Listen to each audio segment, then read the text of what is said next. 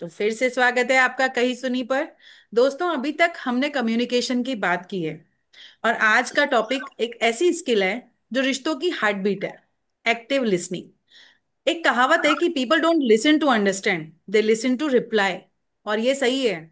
हम अक्सर सुनते ही इसलिए हैं ताकि तुरंत जवाब दे सकें, ना कि समझने के लिए। सुनना एक कला है। और वो भी सिर्फ कान से नहीं, दिल से। जब हम एक्टिवली सुनते हैं तो हमारे सामने जो हमसे बात कर रहा है इंसान, वो सिर्फ सुना हुआ फील नहीं करता बल्कि समझा हुआ भी फील करता है। यानी कि एक्टिव लिसनिंग एक ब्रिज की तरह होता है जो दो लोगों के बीच मिसअंडरस्टैंडिंग की खाई को कवर करती है। जब ब्रिज नहीं बनाते तो छोटी सी बात भी बहुत बड़ा गैप क्रिएट कर देती है। चलिए योगिता जी, एक बेसिक सवाल है कि क्या ये एक्टिव लिसनिंग इतना मैटर क्यों करती है? देखिए, हार्वर्ड बिजनेस रिव्यू के एक सर्वे में ये बताया कि 55% लोगों को वर्क प्लेस में लगता है कि उनकी बातें प्रॉपरली सुनी नहीं जाती। मतलब आधे से ज्यादा एम्प्लॉयज फील करते हैं कि उनकी आवाज इग्नोर हो रही है। और ये सिर्फ ऑफिस तक लिमिटेड नहीं है, रिलेशनशिप में भी वही पैटर्न रिपीट होता है। जब हम सिर्फ सुनते हैं लेकिन एक्टिवली नहीं, तो मिसअंडरस्टैंडिंग बढ़ती जाती है। इसलिए एक्टिवली सुनना बहुत मैटर करता है। तो आपके कहने का मतलब ये है कि एक्टिव लिसनिंग ना हो तो सामने वाला खुद को अनइम्पोर्टेंट या अनहर्ड समझता है। तो जब आप बातचीत करो तो सिर्फ शब्द नहीं, बल्कि सामने वाले की इमोशंस, टोन्स और इंटेंशन को भी समझो। जैसे किसी ने कहा है ना कि सिंपली एक वर्ड बोल दिया कि मैं थक गया हूं, तो अब अगर आप बस बोल के निकल गए तो मतलब है आपने सिर्फ सुना। लेकिन अगर आपने उससे पूछ लिया कि किस वजह से इतना थक गए, तो सामने वाला इंसान फील करेगा कि भाई उसकी बात को वैल्यू मिली। बिल्कुल बिल्कुल सही कहा है आपने। यानी कि एक्टिव लिसनिंग एक ब्रिज की तरह होता है जो दो लोगों के बीच मिसअंडरस्टैंडिंग की खाई को कवर करती है। जब ब्रिज नहीं बनाते तो छोटी सी बात भी बहुत बड़ा गैप क्रिएट कर देती है। Exactly exactly। और इसी सब्जेक्ट पर कम्युनिकेशन एक्सपर्ट कहते हैं कि हमारे कम्युनिकेशन में वर्ड्स का रोल तो सिर्फ 7% होता है। बाकी बॉडी लैंग्वेज और हमारी टोन, इसका रोल 93% होता है। मतलब अगर हम सिर्फ वर्ड सुन रहे हैं तो असली कहानी तो मिस ही कर रहे हैं। चलिए एक एग्जांपल से क्लियर कर देती हूँ। जैसे ट्रैफिक सिग्नल, अगर रेड लाइट को इग्नोर कर देते हैं तो एक्सीडेंट तो हो गई। वैसे ही अगर इमोशंस के सिग्नल्स को इग्नोर कर दिया तो रिश्ता क्रैश हो जाता है। तो अब बात करते हैं प्रैक्टिकल टूल्स की। और अगर आप भी एक्टिव लिसनिंग सीखना चाहते हैं तो ये टूल्स आप भी यूज कर सकते हैं। तो पहला टूल है आस्किंग ओपन एंडेड क्वेश्चन। मतलब if someone shared I am feeling hurt, instead of yes और नो क्वेश्चन, ओपन क्वेश्चन पूछिए। जैसे कि उस सिचुएशन में तुम्हें सबसे ज्यादा क्या हर्ट हुआ।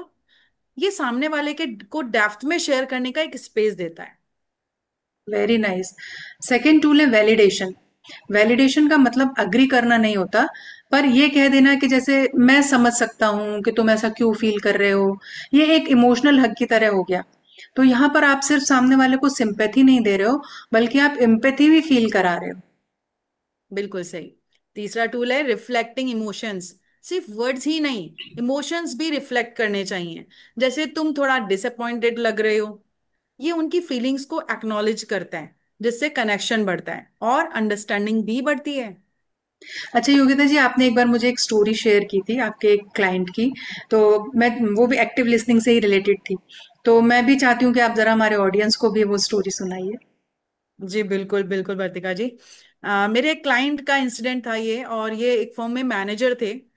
पहले उनकी एक आदत थी कि जब भी टीम कोई प्रॉब्लम शेयर करती वो तुरंत सामने से सॉल्यूशन बता देते।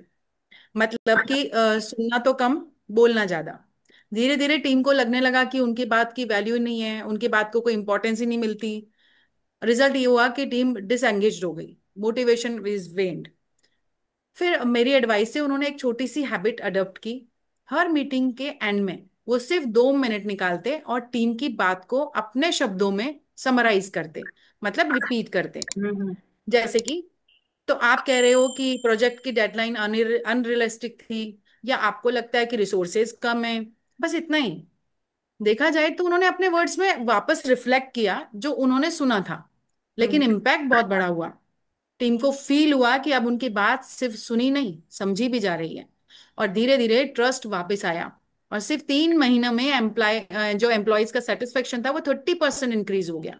वाह, सिर्फ इसलिए क्योंकि एक मैनेजर ने अब बोलने के बजाय सुनने को इंपॉर्टेंस दी थी। Amazing story. इसीलिए मैंने आपको यहाँ पे शेयर करने के लिए भी बोला। हमारे स्टडीज भी यही कहती हैं कि एक्टिव लिसनिंग से वर्क प्लेस की प्रोडक्टिविटी 25% तक इम्प्रूव होती है। और घर में अगर हम बात करें तो घर में फैमिली में बॉन्ड्स और ज्यादा सिक्योर बनते हैं। बिल्कुल, एक सिंपल मेटाफर से समझाती हूँ कि listening is like a mirror. जब आप क्लियरली रिफ्लेक्ट करते हो तो सामने वाला अपनी खुद की इमेज को क्लियर देख पाता है। Exactly exactly. तो योगिता जी, एक बहुत इंटरेस्टिंग बात मुझे याद आ गई। ऐसे ही जब मैं फिंगरप्रिंट से भी एनालिसिस करती हूँ, पर्सनालिटी असेसमेंट करती हूँ, तो मुझे उसमें ये भी दिखता है कि हर इंसान का अपना एक लिसनिंग पैटर्न भी होता है। बिल्कुल, मतलब फिंगरप्रिंट से हम ये भी जान सकते हैं कि कोई कैसे सुनता है, उसका लिसनिंग स्टाइल क्या है। तो बर्तिका जी प्लीज इसे थोड़ा सा डिटेल में भी समझाइए। Exactly exactly. देखिए, मैं बहुत अंदरूनी डिटेल में तो नहीं जाऊंगी, बट मैं सुपरफिशियली तीनों पैटर्न्स के अकॉर्डिंग में बताती हूँ। जैसे लूप बिल्कुल पैटर्न्स चलिए। वाले लोग हैं, वो लोग बहुत इम्पैथेटिक लिसनर्स होते हैं, तो वो दिल से सुनते हैं। लेकिन कभी कभी उनमें इमोशंस का फ्लो इतना ज्यादा हो जाता है कि वो सामने वाले की फीलिंग्स को अपनी बना लेते हैं, और फिर वो ओवर थिंक करने लगते हैं। वर्ल पैटर्न वाले लोग अक्सर एनालिटिकल लिसनर और फोकस लिसनर होते हैं, तो वो बारीकियों पे ध्यान देते हैं, डिटेल्स पे ध्यान देते हैं, और कभी कभी इतना ज्यादा एनालाइज कर देते हैं कि सामने वाले को फील होता है कि उनको जज किया जा रहा है। ऐसे ही आर्क पैटर्न वाले लोग हैं, ये लोग जनरली प्रैक्टिकल और ग्राउंडेड लिसनर्स होते हैं, तो ये सीधी सीधी बात सुनते हैं और सॉल्यूशन की तरफ जल्दी बढ़ना चाहते हैं। वाह, मतलब सुनने की कला भी हमारी उंगलियों की रेखाओं से जुड़ी हुई है। तो बिल्कुल। इसका मतलब हर कपल को अपने अपने लिसनिंग स्टाइल को समझकर एडजस्ट करना आना चाहिए, तभी तो बात बनेगी। Exactly exactly. मतलब जब हम अपने फिंगरप्रिंट के थ्रू अपनी नेचुरल लिसनिंग स्टाइल को भी समझ लेते हैं, तो अपने पार्टनर के लिए कॉन्शियस चॉइस कर पाते हैं कि मतलब कब हमको एम्पैथेटिक बनना है, कब एनालिटिकल बनना है, और कब सीधा प्रैक्टिकल बात करना है। और वही तो एक्टिव लिसनिंग की असली आर्ट है। तो अच्छा, अब एक्टिव लिसनिंग ना होने के चैलेंजेस और उनको फिक्स करने के बारे में भी चलिए डिस्कस करते हैं। जैसे मैं जनरली सुनती हूँ लोगों क्या चैलेंज फील करते हैं एक्टिव लिसनिंग के दौरान, वो है कि अक्सर तुरंत जज कर लेते हैं बिना पूरी बात सुने। तो इसे कैसे फिक्स बिल्कुल करें? बिल्कुल बिल्कुल सही कह रहे हो आप। तो इसका सिंपल सा सॉल्यूशन है कि पहले पूरी बात सुनो, फिर हम्म। अपनी राय दो। सोचो जैसे कि एक मूवी ट्रेलर, उससे पूरी फिल्म को वर्डिक्ट नहीं निकल का पूरा वर्डिक्ट नहीं निकलता, वैसे ही एक छोटी सी लाइन या मोमेंट से कंक्लूजन नहीं बनाने चाहिए। Exactly exactly. अच्छा, दूसरा चैलेंज जो मैंने देखा है एक्टिव लिसनिंग में आता है, वो है अटेंशन स्पान आजकल बहुत शॉर्ट हो गया है लोगों का। तो कभी कभी तो हम ऐसा लग मतलब ग्रुप में जैसे बैठे हुए हैं, तो ऐसा तो लग रहा है कि हम बात सुन रहे हैं, लेकिन हमारा ध्यान नहीं होता है, ध्यान इधर उधर भटक रहा होता है। इसके लिए क्या बिल्कुल, इसका भी हाँ बिल्कुल, जैसे मैंने आपकी बात काट कर बीच में बोल पड़ी हूँ ना, करें? तो इसी तरह बात नहीं काटनी है, जो हमारा पहला एग्जाम्पल था। हम्म। इसका सॉल्यूशन भी इस चीज का बहुत अच्छा है। जो हमारे आजकल जो आप बता रहे हो ना कि जो चैलेंज है, अटेंशन स्पान बहुत कम हो गया है। शॉर्ट्स 30 सेकंड का होता है, लेकिन उसके बाद भी हम क्या करते हैं कि उसको भी पूरा नहीं देखते, उस 30 सेकंड में भी हम स्क्रॉल कर जाते हैं। और इसका सॉल्यूशन क्या है कि छोटे छोटे लिसनिंग एक्सरसाइज से शुरू करने। रोज 1 या 2 मिनट बिना किसी इंटरप्शन के किसी की भी बात सिर्फ सुननी है। जैसे जिम में हम डेली रिपीटेशन करते हैं मसल्स को स्ट्रांग बनाने के लिए, ताकि हमारी मसल्स स्ट्रांग हो, ट्रू। मसल्स स्ट्रांग हो, वैसे ही यहाँ पे प्रैक्टिस करनी है अपने लिसनिंग स्किल्स को स्ट्रांग बनाने की। हम्म। अच्छा, अब एक चैलेंज और है, थर्ड चैलेंज, फाइनल चैलेंज आज के लिए मैं लेती हूँ, कि हम अक्सर अपनी कहानी चिपका देते हैं। जैसे सामने वाला कुछ शेयर कर रहा है, उसकी बात पूरी भी नहीं हुई है, और तुरंत हम उसी से रिलेटेड अपना एक्सपीरियंस या अपना कोई सॉल्यूशन दे देते हैं। इसके लिए क्या करें? इसका भी बहुत सिंपल सॉल्यूशन है। पहले उनका पूरा कैनवास समझो, समझो कि उनके इमोशंस और उसका उनका पर्सपेक्टिव क्या है। पहले हम्म। उनके कलर्स देखो और फिर अपना कलर ऐड करो, तभी कनेक्शन जेन्युइन और डीप बनेगा। वाओ, बहुत ही प्रैक्टिकल टूल्स आपने बताए अपनी एक्टिव लिसनिंग को इम्प्रूव करने के लिए। बहुत ही इजी था ये तो। फ्रेंड्स, याद रखिए कि एक्टिव लिसनिंग एक गिफ्ट है जो आप किसी को दे सकते हो। जब आप सुनते हो तो सामने वाले को ये कह रहे होते हो कि भाई तुम इम्पोर्टेंट हो। ध्यान से सुनते हैं हम उसको। तो आज के टूल्स को याद रखना है। ओपन एंडेड क्वेश्चंस, वैलिडेशन और रिफ्लेक्टिंग इमोशंस, सिंपल स्टेप्स पर गेम चेंजर रिलेशनशिप के लिए भी और वर्क प्लेस दोनों के लिए।